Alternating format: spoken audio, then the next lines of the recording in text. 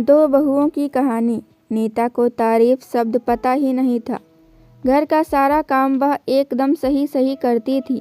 खाना बहुत स्वादिष्ट बनाती थी, लेकिन फिर भी आज का खाना अच्छा था। बहू ऐसा तो उसकी सास कभी भी बोलती नहीं थी, और पति कभी उसकी प्रशंसा नहीं करता था। उसका बनाया हुआ खाना चुपचाप से खा करके उठकर दोनों ही पति और सास चले जाते थे। उसने खाना खाया या नहीं, इसका उन दोनों को फर्क नहीं पड़ता था। सास को वह पसंद नहीं थी। उसके हाथों से जरा भी भूल हो गई तब सास तुरंत गुस्सा करती थी। उससे भी बुरी बात यह थी कि उसके पति और उसके बीच बातचीत भी ज़्यादा नहीं होती थी, और उन्होंने यही चुप्पी बनाए रखी थी। वह उस पर ध्यान नहीं देता था। परदेश में पढ़ाई करने गया हुआ छोटा देवर मात्र समय समय पर नीता को फ़ोन करता था, पूछता था कि भाभी कैसी हो। उसका फ़ोन आने से नीता बहुत ही खुश होती थी। अपना मन हल्का करने का उचित स्थान था नीता का। कुछ ही दिनों में देवर की पढ़ाई भी खत्म हो गई और वह घर आया। थोड़े समय के भीतर ही उसे एक अच्छी नौकरी भी मिल गई। नीता को बहुत आनंद हुआ। नौकरी लग जाने के बाद में उसकी सास अपने छोटे बेटे की शादी के लिए बातचीत करने लगी, लेकिन देवर को एक भी लड़की पसंद नहीं आती थी। इसने ही बोला होगा। उसे मना करने को सोचकर सास नीता को ही दोष दे रही थी। नीता को चिंतित देखकर देवर ने अपनी माँ से कहा, मैं एक लड़की से बहुत प्यार करता हूँ, मैं उसी से शादी करूँगा। उसने जिद भी की। देवर जी, यह बात पहले बतानी चाहिए थी ना। नीता ने यह बात अपने पति के कान में डाली।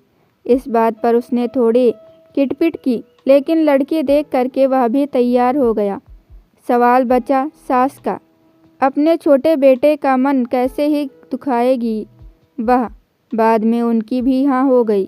नीता को बहुत खुशी हुई। उसे लगा एक अच्छी सहेली आ जाएगी अब साथ देने के लिए, दिल के राज बताने के लिए। कैसी होगी छोटी देवरानी, बस ही जाएगी हमारे साथ और इस घर में, या वह एक अलग दुनिया बसाने पर जोर देगी देवर जी को। इस विचार से थोड़ा टेंशन में आ गई नीता। कुछ दिनों बाद नीता की छोटी देवरानी चौखट लांग करके घर में आई। देवरानी ने घर में आते से सारे घर की जिम्मेदारी अपने हाथ में ले ली। अब सास ने भी अपनी छोटी बहू की ज़्यादा ही तारीफ करना शुरू कर दिया। उसे माँ जैसा प्यार करने लगी। यह देख करके नीता की आंखों में आंसू आ जाते।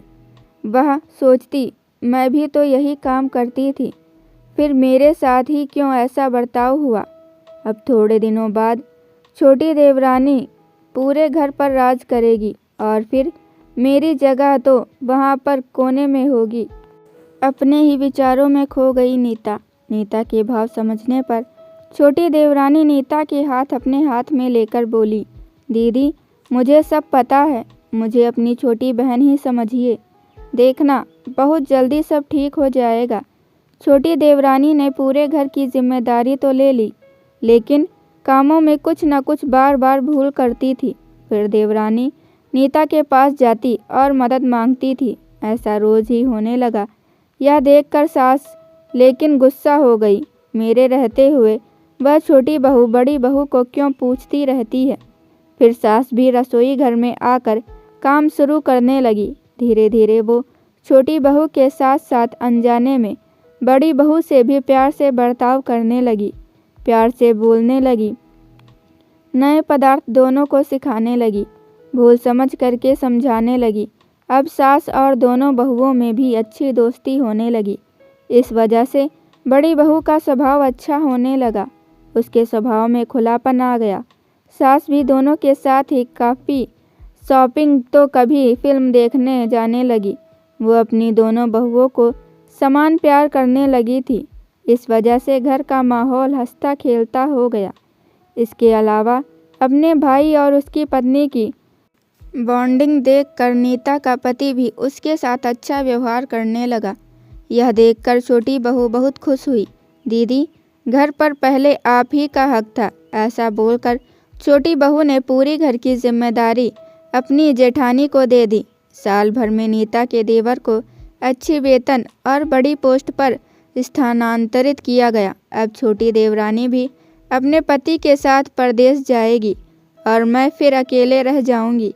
इतना ही नहीं, इतने सालों बाद मैं सास का व्यवहार जो बदल गया था वह फिर से वही हो गया तो? इस विचार से नीता डर गई। देवरानी की नीता को इतनी आदत हो गई थी कि उसके बिना घर काटने को दौड़ेगा। देवरानी के आ जाने से घर का माहौल बदल गया था। वो थी ही ऐसी खुशमिजाज और ऊर्जावान, जैसा कि नाम से पता चलता है। यह देवरानी की हालत भी कुछ अलग नहीं थी। उसको दुख हुआ कि यदि यहाँ रहना पड़ा तो उसे अपने पति से दूर रहना पड़ेगा। नीता के देवर की जानने की गड़बड़ और देवरानी मात्र टेंशन होने के कारण नीता सोच में पड़ी रहती। अंत में उसने देवरानी को पूछा तो देवरानी ने जवाब दिया कि दीदी, मैं सारा दिन नए स्थान में अकेली रहूंगी, उससे अच्छा मैं यहाँ हूँ। आपके देवर को बोला है मैंने, शनिवार और रविवार की छुट्टियों में आप ही यहाँ आ जाया करें। मैं भी उनके साथ चली जाया करूँगी। बीच बीच में थोड़ा बदलाव के लिए उस पर वह बोलते हैं कि 6 महीनों में वापस यहाँ ही बदली कर लूँगा मैं। अपने पति की नकल करके देवरानी बोली और हंसने लगी। अपनी आंखों के आंसू पोंछते हुए नीता बोली, छोटी, ये दिन वापस नहीं ना आने वाले हैं। जाओ, तुम अपने पति के साथ, उनके साथ भी तो कोई होना चाहिए ना। दीदी, आपने मुझे बड़ी बहन का प्यार दिया, वैसे ही भैया के रूप में एक बड़ा भाई मिला है। यह भरा हुआ संसार छोड़ करके मैं कैसे जाऊं? वहाँ अकेले का मन नहीं लगेगा। 6 महीने का तो सवाल है, वह आते रहेंगे यहाँ पर। यह सुनकर के नीता ने अपनी देवरानी को खुश होकर गले लगाया। तब देवरानी नीता को बोली, अपने पति के साथ एक अलग जीवन बनाने में समय नहीं लगता, अपनों में रहकर पति की प्रतीक्षा में ही आनंद है। दोस्तों, 2 अलग अलग घर और ससुराल से आने वाली यह लड़कियां अपने नए घर के लिए सब कुछ करती हैं, पता ही नहीं चलता कि कब एक दूसरे की आदत हो जाती है। सच में देवरानी जेठानी का रिश्ता बहनों से कम नहीं होता है। यह स्टोरी अगर आपको अच्छी लगी हो तो वीडियो को लाइक कीजिए और भी ऐसी स्टोरी सुनने के लिए हमारे चैनल को सब्सक्राइब कीजिए। Thank you for watching.